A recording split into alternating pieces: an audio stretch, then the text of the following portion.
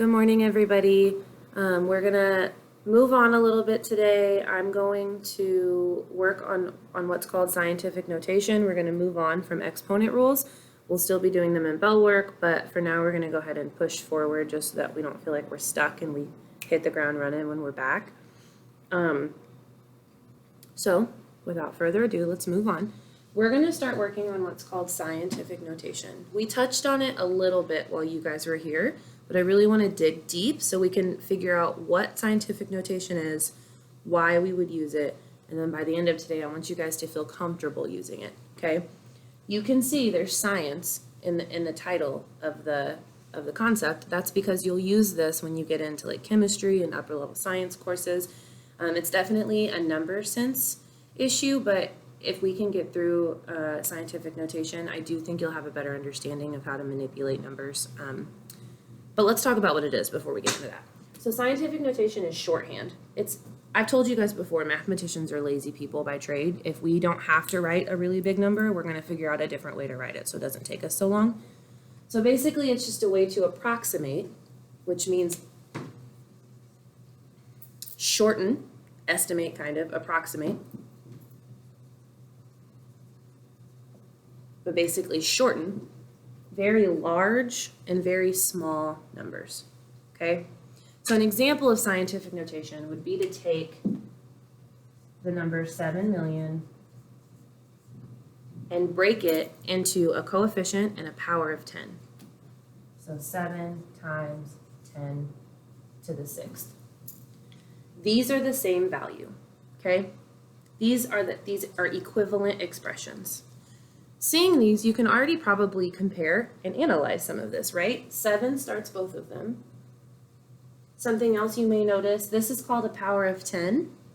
Something else you may notice is that this is 10 to the 6th, and there are 6 zeros up here. That's because, written out, this is 7 times a million. 10 to the 6th is an approximation of 1 million. It's an easier way to write 1 million. And then you just have to say, all right, well, I have 7 of those. So altogether it's 7 million, okay?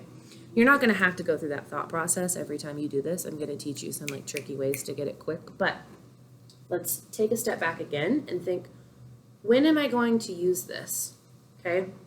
So we know that 7 million is 7 times 1 million. This is your power of 10, okay? This is the secret, the magic number that you need to make sure you can pull out of numbers. And really, it just all has to do with the number of zeros. So this is your magic number, and then I just make it into a base of 10 with an exponent. But when am I going to use that? Why? Why am I making you do this? Let's say you're writing a paper, and in that paper, you have to talk about the mass of the sun. I don't know if you guys know how heavy or what the mass of the sun is. It's a very large number. It is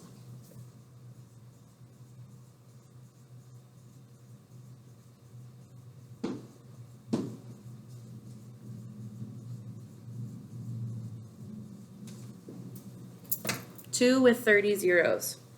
If you're talking about the mass of the sun, how many of you guys even know how to say that? I don't even know if I could say it. It's like 2,000 billion billion. That's an insane number, right?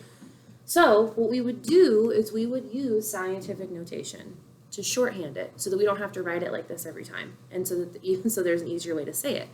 So let's pull out the power of 10 using that 0.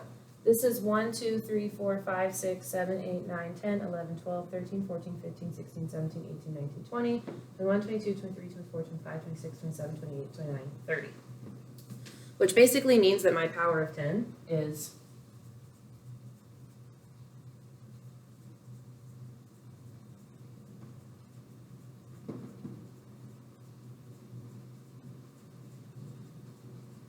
this whole big number.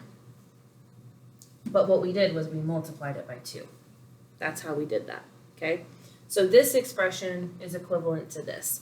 I still don't want to write all of this. That's way too much, right? Way too much.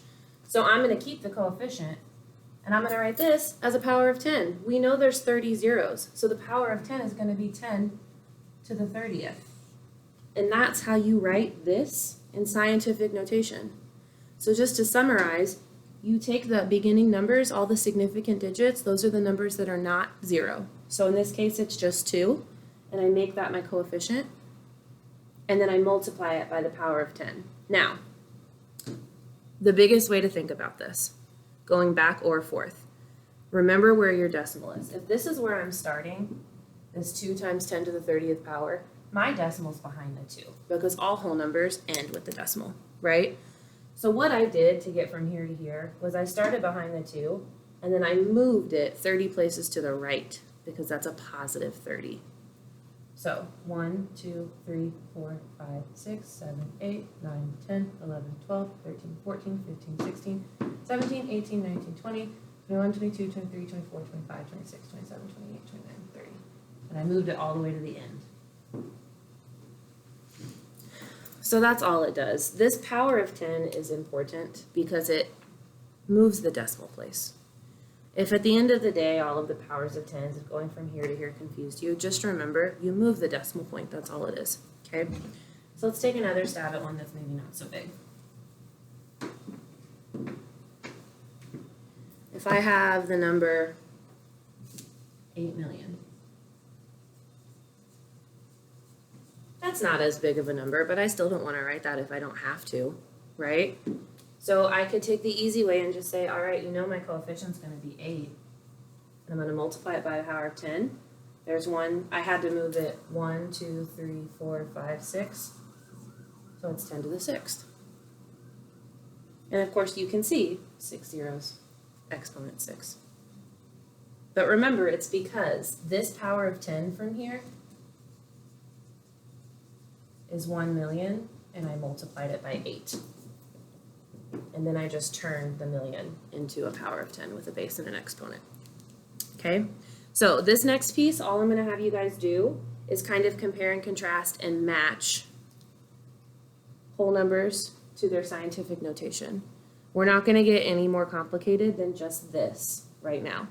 Okay, in the next video, we're going to move into what else it might look like. Okay.